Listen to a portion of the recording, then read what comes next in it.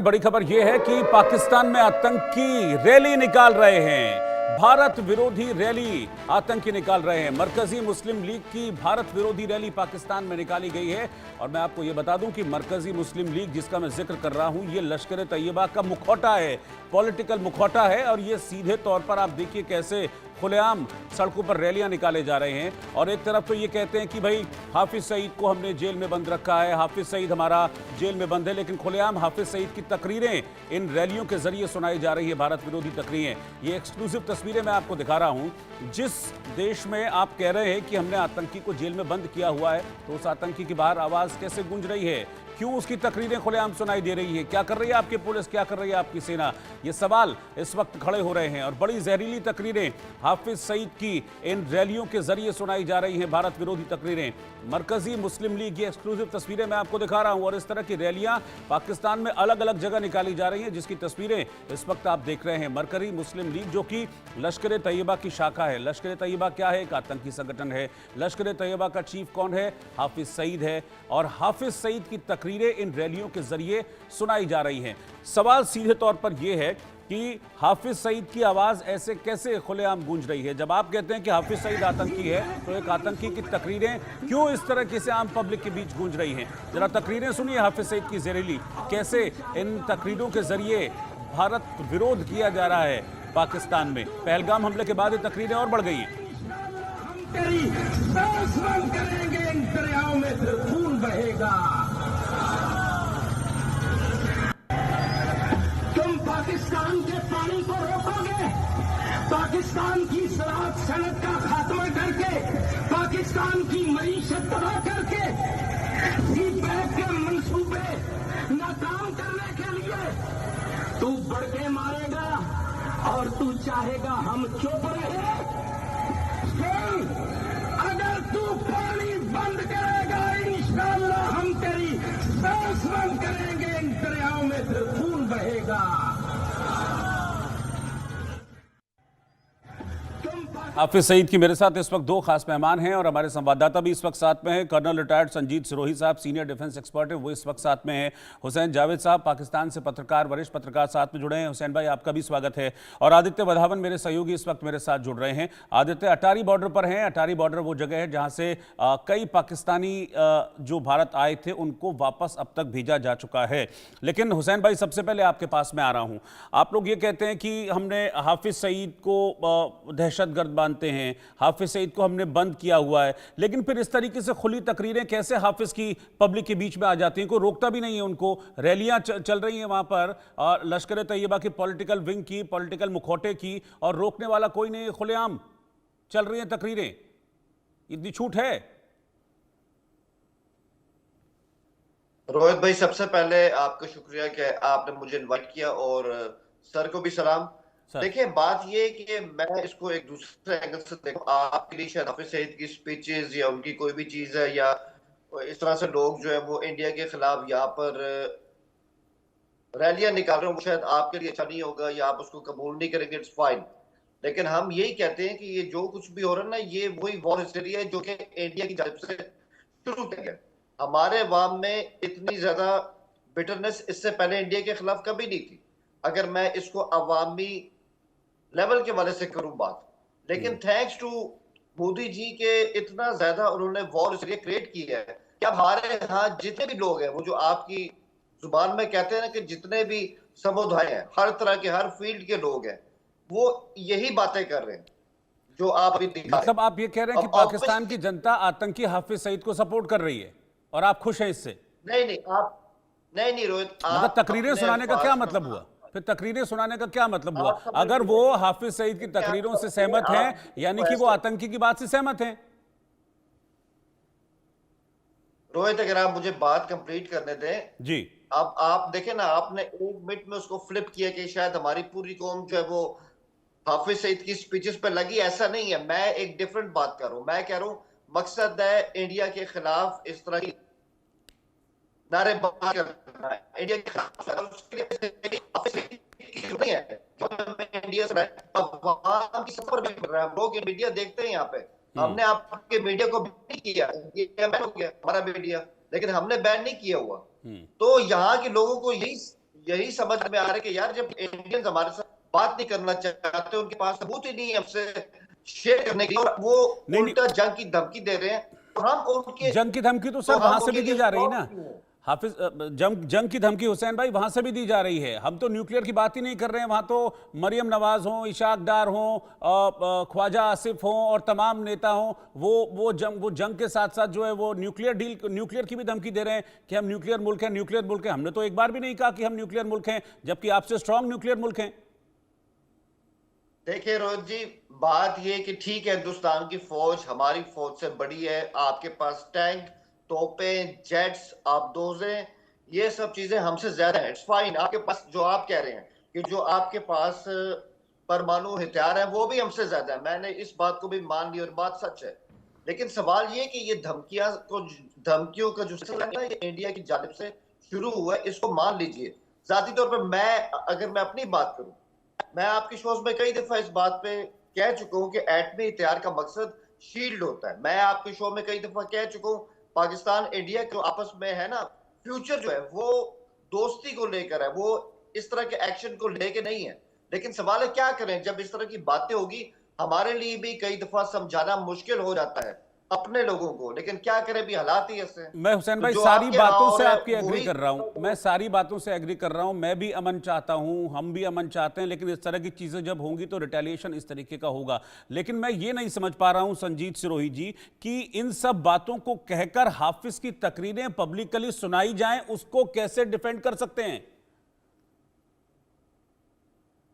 आपकी बात से बिल्कुल सहमत हूं कि जिस देश में इस चीज को मानने के लिए तैयार नहीं है कि पहलगाम का हमला हमने किया है, उस देश में ये जो टेररिस्ट हैं, ये खुली गाड़ियों में, ओपन गाड़ियों में, ये जो है उनका जो है तकरीर कर रहे हैं साहिब उसकी, हाफिज सईद की, और जो है बता रहे हैं, और वैसे कहते हैं हाफिज सईद जेल में है, वैसे वो नजरबंद है, लेकिन उसकी तकरीरें जो है सुनाई जा रही हैं। तो ये जो ड्यूअल गेम है, ये हमें समझ में नहीं आते। जब हम पत्रकार जो पाकिस्तान से आते हैं, जब उनकी बातें सुनते हैं और फिर हम देखते हैं ग्राउंड पे क्या हो रहा, तो ऐसा लगता है कि या तो ग्राउंड की खबरें गलत है, या तो जो ये पत्रकार बोलते हैं ये बेचारे कुछ मजबूरी में सही बात नहीं बता सकते हैं। अभी ये कह रहे हैं कि जी आपकी तरफ से भी, हमारी तरफ से क्या हुआ है? हमारी तरफ से किसी लीडर ने, हमारे ने, प्राइम मिनिस्टर से लेके या किसी मिनिस्टर ने कहा है कि जी हमारे न्यूक्लियर बॉम्ब या न्यूक्लियर मिसाइल पाकिस्तान की तरफ इशारा वो करके बेड हमने लगा रखी है? क्या हमने कहा है कि हम जो है खत्म कर देंगे? क्या हम ये कह रहे हैं कि हिंदू मुसलमान इकट्ठे नहीं रह सकते? तो ये जो चीजें इनकी तकरीरें हैं, मुझे समझ में नहीं आता, ये मजबूरी में बोलते हैं या ये असलियत है? क्योंकि असलियत तो है नहीं। असलियत जो ग्राउंड पे दिखती है वो ये जो बोलते हैं, उन दोनों में तालमेल नहीं है। तो इसलिए ये मेरा मानना है कि ये जो कुछ भी पाकिस्तान में हो रहा है, ये उनकी सरकार के मर्जी से हो रहा है, नहीं तो टेररिस्ट ओपनली ऐसे घूम नहीं सकते। रोहित जी साथ मेरे दो और सहयोगी हैं, आदित्य वधावन जैसा कि मैंने बताया अटारी वाघा बॉर्डर से इस वक्त साथ में हैं, और जावेद हुसैन श्रीनगर से इस वक्त साथ में हैं। मैं ज़रा कुछ अपडेट वहां पर ले लेता हूं। जावेद, आप श्रीनगर में हैं और वहां अभी किस तरह की एक्शन चल रहे हैं? क्योंकि सुबह से हम देख रहे हैं कि एंटी टेरर ऑपरेशन चल रहे हैं, कई जगह सर्च ऑपरेशन चल रहे हैं। आप श्रीनगर पहुंचे, क्या चीज़ें आपको जानकारी में, सारा चीज़ अपडेट कीजिए मुझे। रोहित जी, मैं आपको सबसे पहले बताना चाहूंगा कि श्रीनगर जब मैं पहुंचा हूं तो मैंने देखा है कि जो श्रीनगर पहुंचने वाले लोग हैं, फ्लाइट पूरी तरीके से जो सीटें थी वो ज्यादातर खाली थी, लोग नहीं थे इसमें, ज्यादातर कश्मीर के लोग थे और जो पर्यटक थे वो बहुत कम तादाद में थे। लेकिन जैसे मैं श्रीनगर पहुंचा और अब हम पहलगाम की तरफ बढ़ रहे हैं, तो लेकिन जो सुरक्षा है वो पूरी तरीके से अलर्ट मोड पे सुरक्षा है, और पैरामिलिट्री फोर्सेज, इसके अलावा जम्मू कश्मीर की पुलिस जो है वो चप्पे चप्पे पे पूरी तरीके से अलर्ट दिखी। और मैं आपको बता दूं कि पहलगाम में जो जहां पे टेरर अटैक हुआ था 22 अप्रैल को, जानकारी के मुताबिक ये है रोहित जी कि यहाँ पर जो डीजी एनआईए हैं वो यहाँ पर आ सकते हैं, और पहलगाम का जो ये पूरा एक जो टेरर अटैक जहाँ पर हुआ था उस पूरे जो जगह है उस जगह को वो इंस्पेक्शन करेंगे अपनी टीम के साथ। और दूसरी तरफ मैं आपको बता दूं कि जो ग्राउंड वर्कर हैं यहाँ पर, कुछ लोगों को जिनको डिटेन किया गया है, करीब 2500 से ज्यादा लोगों से पूछताछ की गई है, ग्राउंड वर्कर जिसमें शामिल हैं, कुछ लोगों को डिटेन किया गया। कई ऐसे एविडेंस मिले मिले हैं एनआईए को, जिससे ये साफ होता है कि पहलगाम के अलावा कई और ऐसे लोकेशन थे जहां पर उनका जो रैकी किया गया था। इसके अलावा और भी कुछ जो एनआईए को जो है उसके बारे में इस पहलगाम अटैक को लेकर कई ऐसे क्लू मिल रहे हैं।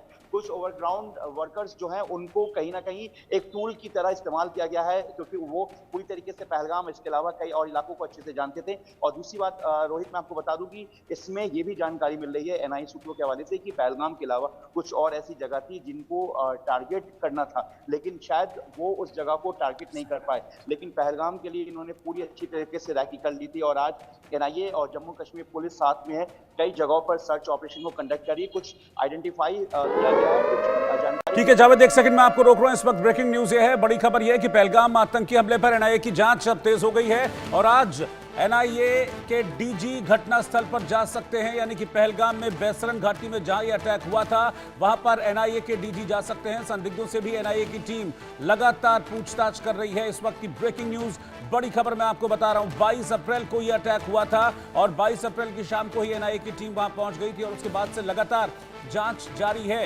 इस बीच कुछ इनपुट्स भी इस तरीके के मिले हैं एनआईए को कि जो आतंकी थे वो शायद हफ्ता भर पहले पहुंच गए थे।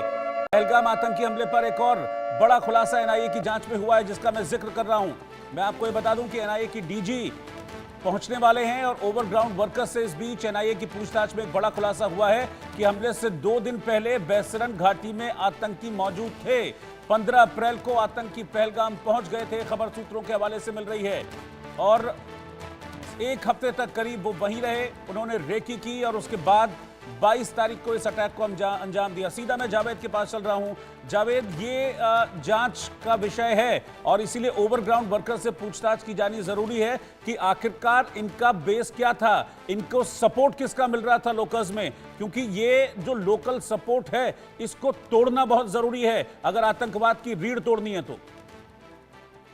बिल्कुल रोहित, देखिए जिस तरीके से ओवरग्राउंड वर्कर्स जो है जिनको डिटेन किया गया, और मैं आपको बता रहा था कि 2500 से ज्यादा लोगों से पूछताछ की गई, जिसमें 100 से ज्यादा ओवरग्राउंड जो वर्कर्स है उनको डिटेन किया गया, हिरासत में रखा गया है। और इसमें से कुछ लोगों पर एनआईए के जो एजेंसी के जो अधिकारी हैं, जिसको आईजी रैंक के अधिकारी जो लीड कर रहे हैं, इसमें कुछ लोग कहीं ना कहीं शक के दायरे में। और जिस तरीके से बताया गया है, जानकारी मिली है एजेंसी एनआईए को कि इसमें से कुछ जो ओवरग्राउंड वर्कर्स थे उन्होंने कहीं ना कहीं एक पूरी तरीके से लॉजिस्टिक यानी कि सपोर्ट किया था इस पूरे पहलगाम अटैक से पहले। यानी कि जो आतंकी थे वो कहीं ना कहीं कुछ ओवरग्राउंड वर्कर्स से टच में थे, यानी कि जो कुछ ओवरग्राउंड वर्कर्स थे वहां पर उसके संपर्क में सीधा ये आतंकी थे और इन्होंने पहले से रैकी कर लिया था। और जिस तरीके से इस पूरे टेरर अटैक को अंजाम दिया गया रोहित, उससे पहले ये लोग वहां पर मौजूद थे, क्योंकि जिस तरीके से एक पर्यटक ने एक वीडियो में बताया था, तस्वीर में बताया था कि किस तरीके से एक जो है संदिग्ध के तौर पर जिससे पूछताछ, जिसने बार बार पर्यटक से पूछा था एक महिला से कि क्या आप मुस्लिम हो या फिर आप कितने लोग हैं, कौन कौन लोग हैं, क्या हैं। जिस तरीके से उस महिला को जब डाउट हुआ तो महिला ने इसकी जानकारी बाद में दी। और एनआईए के जो ऑफिसर्स हैं, जो जांच अधिकारी, वो लगातार पहलगाम के अलावा कई ऐसे इलाके हैं जहां पर वो सर्च ऑपरेशन को कंडक्ट किया जा रहा है। ऐसे में एक बड़ी खबर ये भी है कि डीजी एनआईए आज पहलगाम पहुंचेंगे और जानकारी मिली कि वो पहुंच सकते हैं और पहलगाम के जहां पर ये पूरे टेरर अटैक को ऑपरेट किया गया था, अंजाम दिया गया था, उसका वो मुआयना करेंगे। उनके साथ कई बड़े अधिकारी भी होंगे। लेकिन आपको बता दें कि यहाँ पर 15 से ज्यादा जो एनआईए के अधिकारी हैं जो 23 अप्रैल को ही यहाँ पर पहुंच गए थे। हाँ। और जिसमें IG, DIG, SP, ASP, inspector rank के कई अधिकारी हैं और हाँ। ये अलग अलग एनआईए के जो अधिकारी वो अलग अलग। ठीक है, और आज एनआईए के डीजी भी पहुंच रहे हैं और इसी में अब डिटेल जांच होगी। इतने दिनों में जो जांच हुई है उसकी सारी रिपोर्ट एनआईए की डीजी लेंगे और खुद उस मौके का, उस घटनास्थल का मुआयना करेंगे, बैसरन घाटी का, जहां पर ये नरसंहार हुआ था, जहां पर एक जेनोसाइड हुआ था जिसमें 26 लोगों की जानें ले ली थी इन दुर्दांत दहशतगर्दों ने। लेकिन इस बीच मैं आपको बता दूं कि पाकिस्तान में तकरीरें हो रही हैं, जिससे मैंने शुरुआत की थी। पाकिस्तान में तकरीरें हाफिज सईद की सुनाई जा रही हैं, पाकिस्तान में तकरीरें ओपनली सुनाई जा रही हैं हाफिज सईद की। मरकज जो संगठन है, मरकज मुस्लिम लीग, लश्कर तैयबा का संगठन, जिसकी तस्वीरें मैं आपको दिखा रहा हूं, ये लोग सड़कों पर उतरकर खुलेआम हाफिज सईद की तकरीरें पब्लिक को सुना रहे हैं और भारत के विरोध में रैलियां निकाल रहे हैं, जहर उगल रहे हैं। और एग्जैक्टली यही तकरीरें कुछ दिन पहले हाफिज सईद भी देता हुआ नजर आया था। वही शब्द है और वही तकरीरों को यहां पब्लिक के बीच में सुनाया जा रहा है। पहले आप इसको देखिए, फिर मैं हाफिज सईद की वो वाली तकरीर है वो आपको मैं सुनाऊंगा। तुम पाकिस्तान की शराब सनत का खात्मा करके, पाकिस्तान की मईशत तबाह करके, सीपैक के मंसूबे नाकाम करने के लिए तू बढ़ के मारेगा और तू चाहेगा हम चुप रहे। अगर तू पानी बंद करेगा इंशाअल्लाह हम तेरी सांस बंद करेंगे, इन दरियाओं में फिर खून बहेगा। तुम पाकिस्तान के पानी को रोकोगे, पाकिस्तान की शराब सनत का खात्मा करके, पाकिस्तान की मईशत तबाह करके, सीपैक के मंसूबे नाकाम।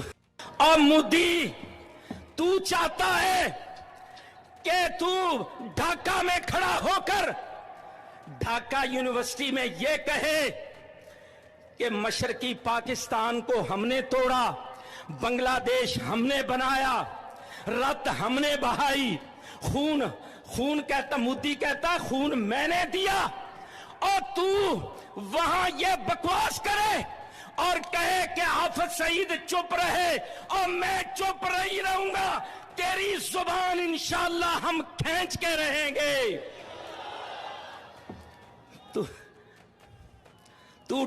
तू दबाव डाल रहा है इस्लामाबाद पर। हाफिज सईद क्यों बोलता है? और तू बोलेगा तो हम बोलेंगे इंशाअल्लाह। तू कहेगा कि पाकिस्तान का पानी रोकेंगे, कश्मीर के अंदर डैम बना के तुम पाकिस्तान के पानी को रोकोगे, पाकिस्तान की ज़राअत सनत का खात्मा करके, पाकिस्तान की मईशत तबाह करके, सीपैक के मंसूबे नाकाम करने के लिए तू बढ़ के मारेगा और तू चाहेगा हम